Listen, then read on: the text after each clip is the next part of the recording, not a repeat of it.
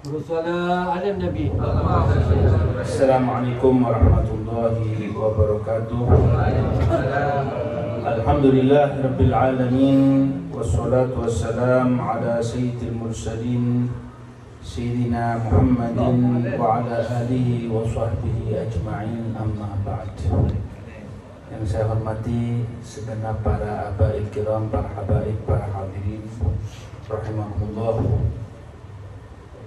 Alhamdulillah, syukurillah, kita berada di dalam majelis setiap Selasa malam Rabu, yang mana di dalam majelis ini kita bacakan maulid Nabi. Kita duduk dalam majelis ini, kita belajar bagaimana caranya kita menjadi orang-orang yang dekat dengan Allah Subhanahu wa Ta'ala. Di dalam salah satu kalamnya Al-Habib Ali, beliau menegaskan, wa yajma'ukum 'ala taqwa wa yuhyi bikum siratal jahabitatil fuhuli. Ketika kalian berada dalam majelis itu, Allah kumpulkan kalian untuk bertakwa kepada Allah Subhanahu wa Ta'ala. Dan tujuan utamanya adalah kalian meniru sejarah orang-orang jahabidatil fuhuli, orang-orang yang dekat dengan Allah, yaitu para rijalullah, yang mana mereka memiliki sifat tidak seperti kebanyakan umat manusia, tetapi mereka adalah orang-orang yang istimewa di sisi Allah Subhanahu wa Ta'ala. Mereka lah para salaf, yang mana berkat mereka kita ini bisa mencapai derajat kedudukan yang tinggi. Mengikut kepada mereka, mengikuti jalan mereka, ajaran mereka, gerak-gerik mereka, bahkan kita menyebut nama mereka, itu akan menjadi berkah pada diri kita. Pada suatu saat ada satu orang ditanya, seorang saleh. Sekarang ini kita ini sering bingung, kenapa di dalam hadis Nabi Sallallahu Alaihi Wasallam, di dalam ayat suci Al-Quran, Allah tidak suka dengan orang-orang yang sombong. Tetapi kalau kita lihat, kenapa mereka orang-orang soleh, para waliullah, itu kalau ada orang yang dekat dengan mereka, kemudian bersalaman, cium tangan mereka, atau cium badan mereka, atau cium pundak mereka, atau cium dahi mereka, dibiarkan sama mereka. Sehingga sebagian orang sering mengatakan, wah, jangan-jangan ini adalah perbuatan yang mana dia nggak niru Nabi, alias dia pura-pura jadi orang yang baik. Suatu saat seorang ulama ditanya, ya Aba Yazid, namanya Abu Yazid Al-Bustami, kenapa engkau biarkan orang-orang itu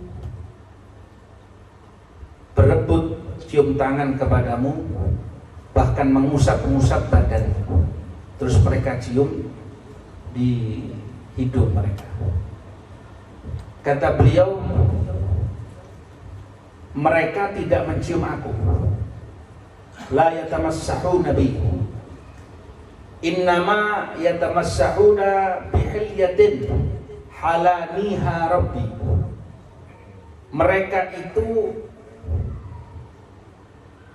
mengusap, bertabarruk, mengambil satu pakaian maknawi yang Allah pasangkan pada diriku, yang Allah pasangkan pada diriku. Jadi ketika mereka mencium, adalah maknawi itu yang mereka cium, ya, sesuatu yang berkaitan dengan batin mereka yang tidak dapat dirasakan. Tetapi setelah mereka mencium itu tadi, Allah berikan tambahan iman. Saya tetaplah Abu Yazid, hambanya Allah, sedangkan yang ngasih itu adalah Allah Subhanahu wa Ta'ala, maka itu bukan milik saya, tapi milik Allah Subhanahu wa Ta'ala.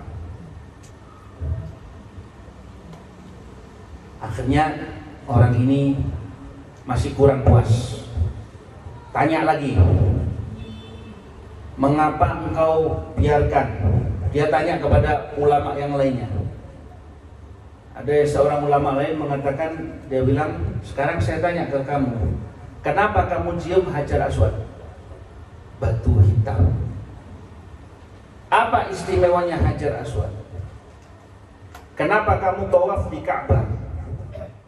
Apa istimewanya Ka'bah? Ya kan? Dijawab, ya itu saya ikut Nabi. Kenapa Nabi nyuruh kita mencium Ka'bah?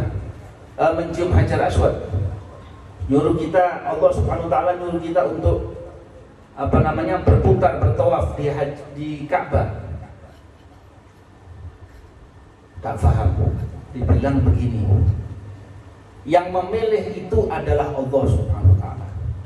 Hajar Aswad, dia tidak bisa memilih identitas dirinya. Dia dimanapun tetap batu. Tetapi Allah Subhanahu wa taala pilih dia sebagai batu terbaik. Bahkan dikatakan sebagai yaminullah fil ard, kanannya Allah di muka bumi. Maka siapa yang mencium Hajar Aswad kelak akan bersaksi bagi dia bahwasanya dia sudah mencium Hajar Aswad. Jadi jangan dilihat dari batunya, tapi lihatlah dari apa yang dipasangkan daripada maknawiyah, ya, daripada hal-hal yang sifatnya itu adalah keagungan yang berkaitan dengan iman, berkaitan dengan batin kita, berkaitan dengan batin yang mana Allah pasangkan keindahan, keberkahan. Itu yang ngasih adalah Allah, dan Allah bisa mencabutnya lagi. Jadi urusannya ketika engkau cium ini bukan engkau cium batu, tetapi adalah engkau ambil keberkahan, engkau ambil kemuliaan dari sisi Allah Subhanahu wa taala. Kalau dia, ya batu. Ya kan?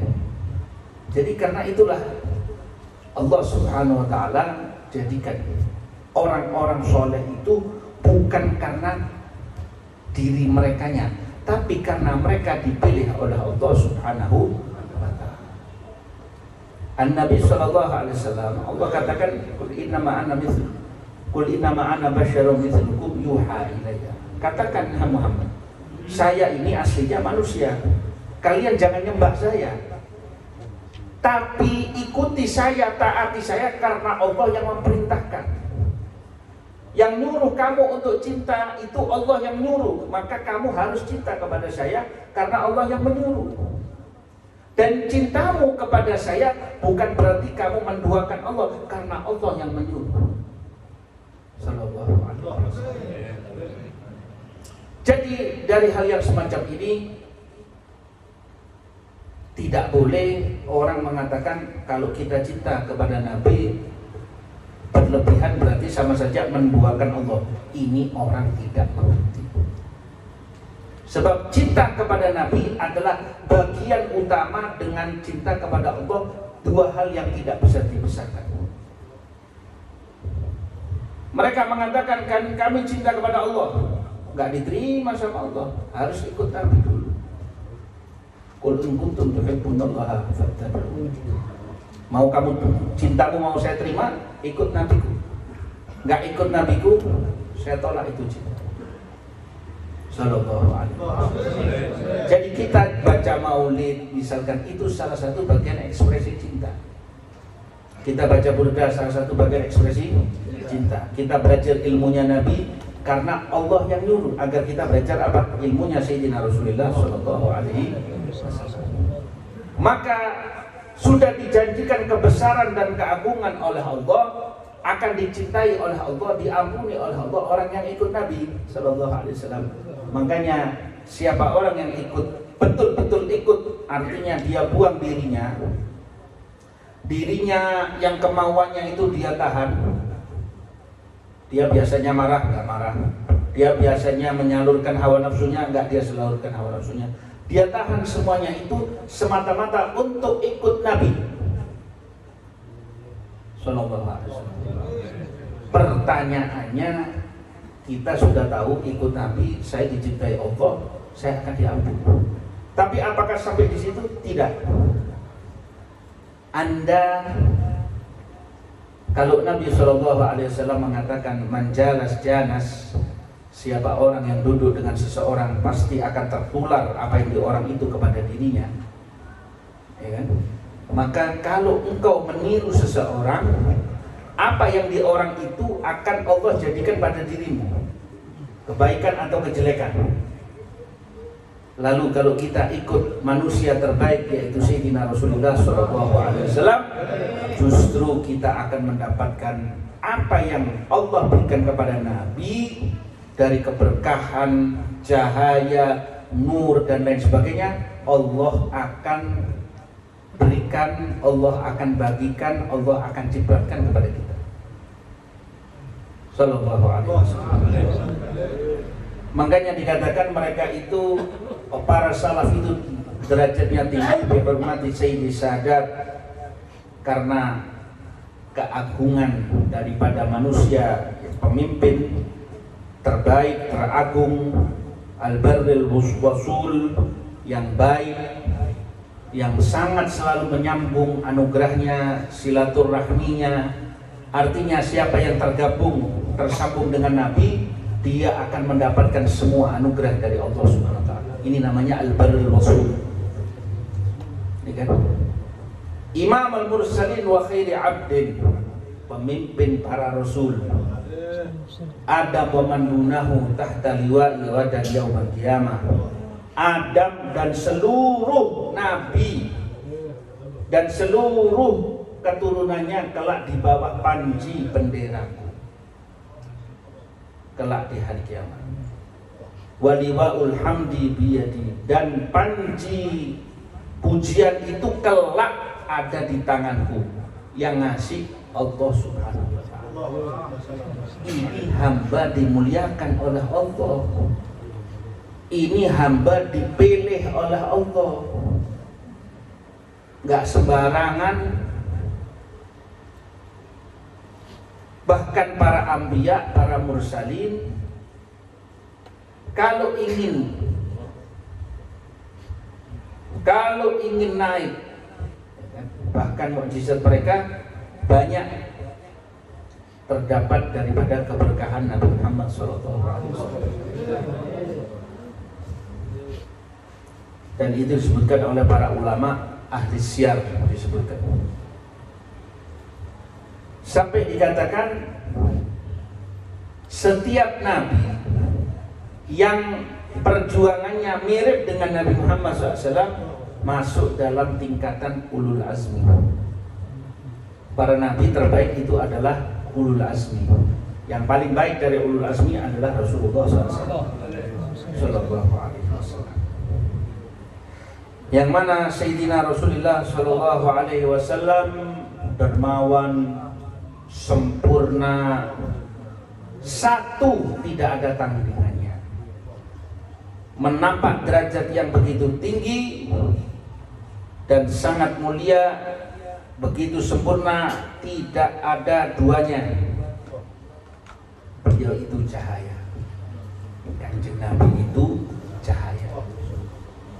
Siapa orang tersambung dengan Nabi dapat cahaya. Begini gampangannya, saya kasih gambaran. Saya makan ikut Nabi, makanan itu dirubah oleh Allah jadi cahaya. Begitu masuk jadi cahaya. Saya minum ikut Nabi, minuman itu dirubah jadi cahaya.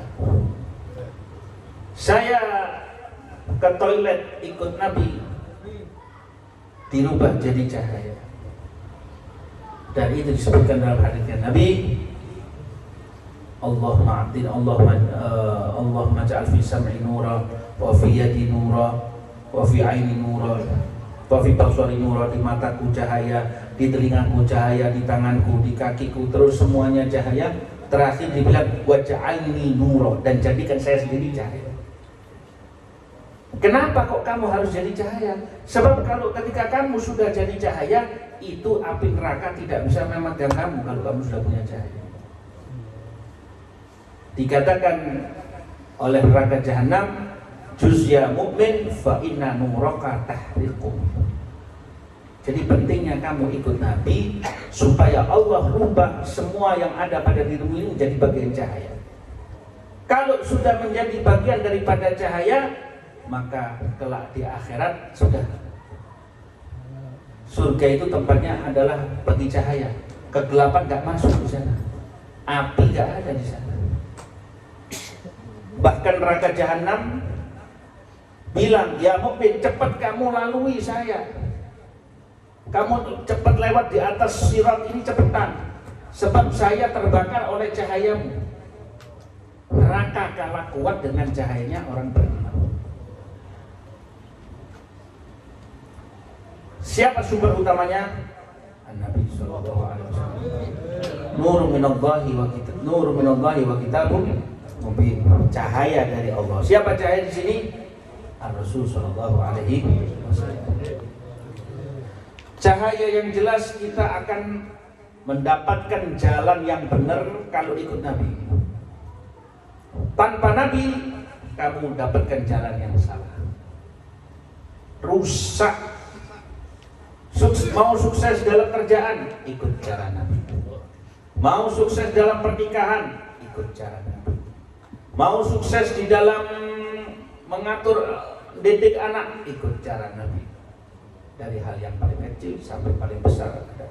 Cara berpakaian, ada satu orang itu dibilang begini, dia tanya sama gurunya, guru, saya ini baru tobat kok saya sudah dikasih pakaian santri begini, pakai gamis, pakai kopel, gak pantas saya pakai pakaian.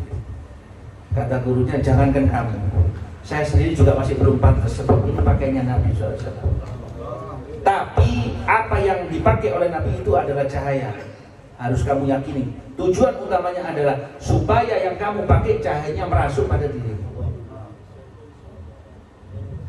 Banget. Jadi makanya kehidupan orang-orang dulu itu selalu jaga.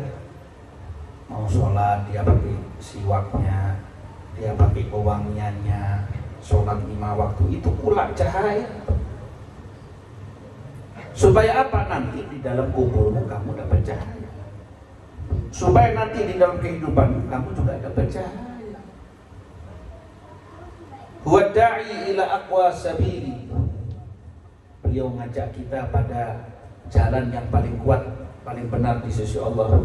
Atana da'iyan bil haqqi yad'u ila Islam bil qawli tsaqil. Bawa Al-Qur'an kepada kita. Sallallahu alaihi wasallam. Fabadara bil ijabati kullu 'abdin muti'in lil ilahi wal rasuli.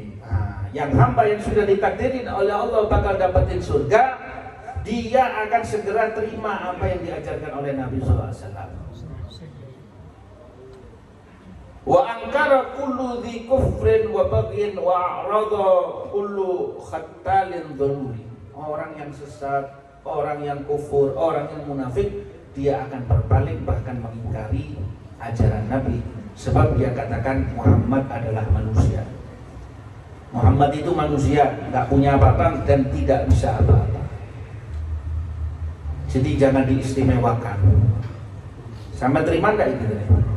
Nggak bisa terima. Dari zatnya manusia, tapi bukan sembarang manusia. Kita punya batu saja bisa beda. Nggak mungkin saya punya batu permata saya buang di tengah jalan. Apa ini batu permata ini? Batu biasa saya buang. Kira-kira gimana? Sudah, jangan permata, virus. Ente punya batu hitam, saya punya batu virus. Saya lempar itu virus. Kira-kira dianggap, wah gila kamu. Ini batu kalau dijual ada pasarannya. Sama batunya. Beda, yang ngasih nilai adalah siapa? Dia sendirinya sama batunya, tapi yang ngasih nilai siapa? Allah SWT. Ya kan? Jadi semuanya itu adalah kembalinya kepada Allah SWT. Fafazal mu'minun, maka orang yang betul-betul menyerahkan batinnya, merahkan segala-galanya kepada sang Nabi, mendapatkan semua kebaikan dan di akhirat ditaruh di surganya Allah SWT. Wa khabal mu'ridun, orang yang berpaling, waktunya sholat nggak sholat. Ya, waktunya suruh kerja yang baik, nggak mau kerja yang baik. cari duit halal tidak mau, nyolong iya, ngemplang iya. Ya kelihatannya dapat untung banyak, tapi apa? Yang kamu ambil itu api itu hasilnya nanti jadi kegelapan. Coba kalau yang kamu ambil itu adalah cahaya, berbeda semua. Sallallahu alaihi wasallam. Karena itulah ini semuanya sudah diterangkan oleh Allah Subhanahu wa taala dalam ayat suci Al-Qur'an. Maka siapa orang yang mengikuti jalannya sang Nabi, ia adalah orang yang direstui, dicintai oleh Allah Subhanahu wa taala. Makanya para sahabat itu, Sayyidina Ali itu pernah masuk subuh, masuk masjid Madinah sholat subuh. Itu setelah Nabi wafat, setelah orang-orang sudah ada, sudah para sahabat itu sebagian sudah wafat. Ditunggu sampai isyraq, habis isyraq beliau sholat. Terus ketika pulang beliau ini sedih. Ditanya kenapa? Dia bilang, dulu sebelah saya ini orang-orang yang mirip dengan Nabi, amaliyah mereka, cahaya mereka. Sekarang saya cari kayak gitu sudah nggak ada lagi. Radhiyallahu. As-sahabah radhiyallahu anhum adalah orang yang benar-benar cinta sama Nabi, berpegang teguh pada ajaran Nabi. Panjenengan sekarang tidak dituntut seperti sahabat, tidak, minimal di saat ada majelis diagungkan Nabi Sallallahu Alaihi Wasallam hadir. Wah itu ente datang telat lagi. Oke, kita misalkan tuan rumahnya kita Nabi SAW, misal dia bilang saya mau datangkan tamu, antum semuanya diundang, dan yang ngundang ini tahu satu persatu, ini datang jam sekian, ini datang jam sekian, ini datang awal, ini datang ini. Terus ini datang tidak ada udzur telat, tidak ada udzur telat. Misal majelis paling gitu aja. Kira-kira Nabi SAW paham tentang kita akan hal itu. Kira-kira kita akan dapat bagian seperti apa? Bagian gede atau bagian kecil? Ya jelas bagiannya. Wah ini berarti nggak menghargai saya, nggak menghargai saya. Jadi karena itu harus kita ini ada kebangkitan untuk cinta kepada Nabi. Dari mana? Ya dari majlis-majlis gini. Jangan sekali-sekali sampai tinggalkan. Jangan sekali-sekali panjenengan tidak hadiri. Artinya selama tidak ada uzur dan itu memungkinkan, hadiri. Kenapa? Karena ini Nabi tidak tinggalin duit. Nabi innal anbiya lam yuwarrithu dinaran wala dirhaman, innama warrathul ilm. Mereka para nabi enggak ninggalin duit, enggak mewariskan duit, yang diwariskan itu adalah ilmu. Nah ini sekarang sampai dapat ilmu ini apa? Saya dapat ilmu sekarang ini, kita ikut Nabi berarti beruntung. Kalau enggak ikut Nabi enggak beruntung. Artinya sampai ikut Nabi dapat jadi cahaya nanti. Di akhirat sana jadi cahaya, di alam barzakh jadi cahaya. Sebab kita urusannya bukan hanya di dunia saja, sampai di sana. Bahkan ketika di dunia ini kalau kita ikut Nabi jadi cahaya. Contoh, banyak orang dulu itu kalau kelihatan orang-orang yang suka mengikuti Nabi SAW terlalu banyak hubungannya dengan Nabi, orang yang melihat dia idza ru'u dzikrillah, lihat orang ini langsung ingat sama Allah Subhanahu wa taala. Berapa banyak orang lihat kita malah ingat maksiat. Apalagi sebagian kalau lihat dia tambah ingat utang. Aduh ya, punya utang. Ya saya belum bayar ini saya. Jangan.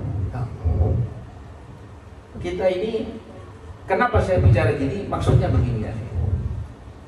Ikut Nabi, Allah bisa jadikan wajahmu yang seperti ini kelihatannya nggak berubah. Tapi Allah jadikan, Allah kasih satu perhiasan yang engkau tidak tahu cahaya atau model apa, pokoknya tiba-tiba nanti bisa ganteng. Pokoknya tiba-tiba ente itu bisa, karena itu tadi jadi berkah. Dari apa? Dari ikut kanjeng Nabi Muhammad SAW. Makanya sampai lihat wong sing akeh baca selawat itu uripe enak, dunia enak, akhirat rezekinya selalu ada, anaknya selalu enak, keluarganya enak, semuanya enak berkat sholawat kepada Nabi SAW. Kita ini kalau tua-tua, misalkan mau belajar ilmu nggak sempat, mau belajar ini nggak sempat, sudah, jangan kurang berselawat sama Nabi. Sakit apapun, insya Allah disembuhkan, asal yakin. Ya, ada satu itu dulu, Al-Habib Husain bin Abdullah Segaf. Husain bin Abdullah Segaf ini pernah datangi satu orang di Indonesia sini, di Jawa Timur. Dia ini sakit kanker, stadium sekian sudah. Biasanya kalau sudah kanker itu, kalau sudah stadium ini, untuk kesembuhannya itu peluangnya sedikit sekali. Mungkin obat gak nangan. Tapi yang bisa ya sholawat kepada Nabi ini. Dia duduk sama keluarganya. Anak-anaknya bilang, ini bah, kalau pakai dokter satu rumah gak habis, gak bisa nyembuhin. Satu rumah ini kita jual, obat itu gak habis-habis. Tetap ya begitu. Bukan tambah baik, malah bisa tambah parah. Nah, cuman bagaimana? Ya sudah, sekarang ini cuman urusan kita minta sama Allah, kita melalui sholawat kepada Nabi Sallallahu Alaihi Wasallam. Mulai, dia bilang saya berserah sama Allah. Kapanpun mau dijemput, monggo, tapi saya tetap bersolawat kepada Nabi Sallallahu Alaihi Wasallam. Baca sholawat. Sehari kuatnya 300, besok-besok naik lagi 500, itu 1000. Tambah asyik sholawatan, beban sakitnya tambah hilang, naik lagi, seret 10.000 tiap hari. Naik lagi 20.000. Naik lagi sampai 30.000. Akhirnya setelah itu dia tidak kepikiran sakitnya, tidak kepikiran namanya. Yang dipikirin cuman An-Nabi Sallallahu Alaihi Wasallam. Lagi asyik sekarang ini. Akhirnya ketika diperiksakan dapat kabar gembira, ternyata hasil pemeriksaan terakhir negatif. Sel kankernya ini kemana nggak tahu. Nggak tahu apa dicabut apa. Ya secara ya nggak mungkin. Kemo aja belum tentu jamin. Tapi as-salat ala Nabi SAW bisa memangkas, bisa menebak asal dengan yakin. Sallallahu alaihi wasallam. Semoga Allah SWT memberkahi kita di dalam majlis ini, para habaib kita, para guru kita, para ulama kita, dan antum semuanya hajat yang dikabulkan oleh Allah Subhanahu wa taala. Jangan pernah tinggalkan majlis-majlis sholawat kepada Nabi SAW. Baik di sini ataupun nanti 2 minggu lagi Kubah, Hai Muhammad Aidrus, atau dimanapun ya, kita bikin majlis sholawat, hadir dengan niat cinta kepada Nabi Sallallahu Alaihi Wasallam. Sampai hadir majlisnya Nabi Sallallahu Alaihi Wasallam, Kanjeng Nabi bakal apal. Semakin banyak hadir, semakin Kanjeng Nabi apal. Apal apa? Apal nama, apal wajahnya sampean. Nek tambah apal namanya, tambah apal wajahnya, insya Allah kita ada hubungan gak dilupakan oleh Sayyidul Mursalin Sallallahu Alaihi Wasallam. Sallallahu Alaihi Wasallam. Alhamdulillah. Sudah surah Al-Fatihah.